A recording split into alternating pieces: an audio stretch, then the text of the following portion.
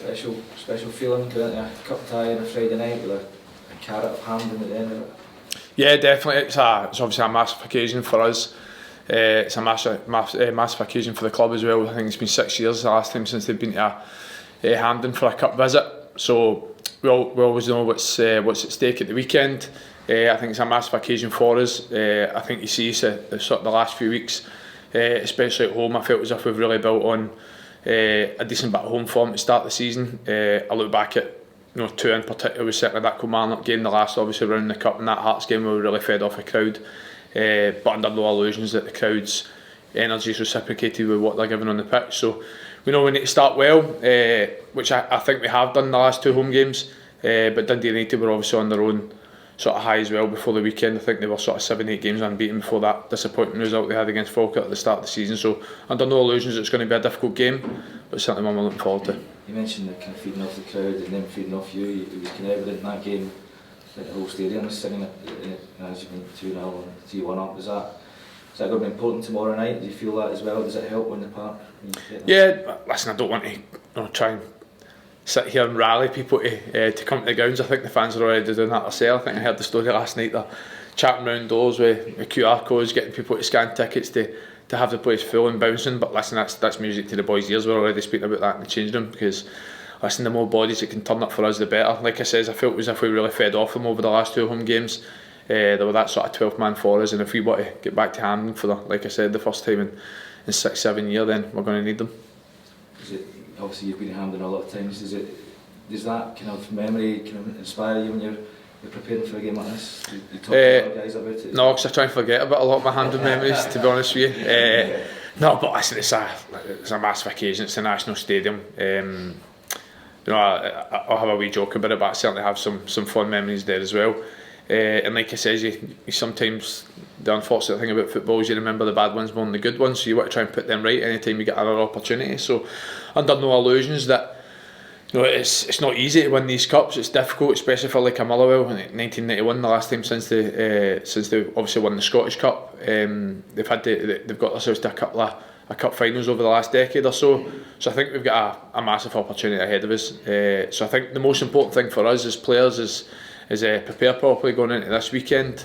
And it's an old football cliche, but it's just the fact of the matter is you need to give your best. And like I says, I feel as if we give our best and we get what the fans have given us over the last few weeks, then I'm confident. I know you've got loads of experience in competitions like this, so how much can you help the younger lads here? Yeah, I'd like to think so, but again, I don't think that would really change for anything that the experienced players will do day in, day out. I think we'll just try and sort of help with any sort of small pieces of advice we can give. But more importantly, I just think it's how you approach everything you do every single day. How much you take things seriously, how much you help, how much you try and get that extra yard out of everybody else. And I think we've got a brilliant group that, to be honest, I don't think a lot that's needed. I think we've got a real good blend of experience, guys that have played in the league, new players, young players. But I've said that a few times, and I don't just say it for the sake of it. I really do feel we've got a brilliant dressing room at the football club. I think that's the reason why we've scored a lot of late goals, the reasons why we've came from 1 goal down and 2 goals down. I think that's not just quality, but I think the character more than anything. So listen, I don't have any fear that the boys will be overawed by the experience on Friday, but it's like you said, you just need to understand the opportunity you've got at hand and make sure we try and grasp it. It's kind of cliched to say play the match, not the occasion, but I mean it is true, isn't it? It's a cup tie, you hear all this form goes out the window when it comes to these cup ties, and because it's that welcome distraction sometimes for people when it comes into the league. But to be honest, we're in half decent form, Dundee United in half decent form, so I don't think it's any gauge of it going into the weekend. I think it's whoever's just going to turn up on the day. And you talk about young lads who've never gone deep into a tournament, the chance to win a medal, to seize the opportunity. You've had those opportunities, but I guess even for players like yourself, towards the latter end of your career, it means as much to try and do that again. Yeah, definitely, because you never know how many more times you're going to get the opportunity. So listen, maybe the young boys can give me advice on how to approach the game. But no, listen, it's I even think you just look at the younger players we've got. It's as much as you could say it's a big game. It's a quarter final. It's the first chance to get to the Hampden.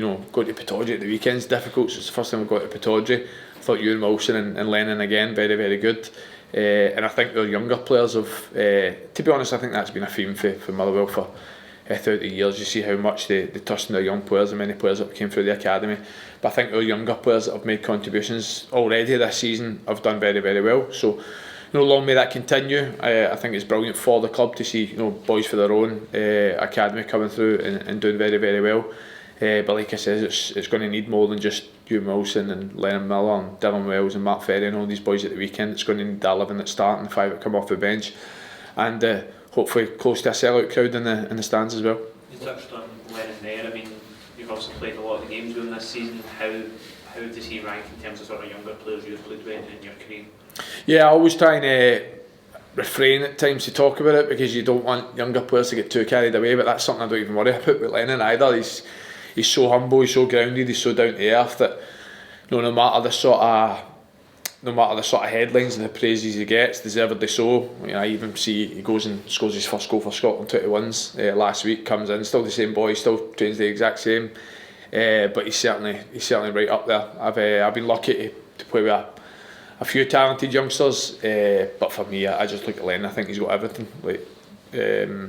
And to be honest, it's not even just being a young player. I think he's one of the best players, and I think he has been for a couple of seasons now. So I think we're very, very lucky to have him.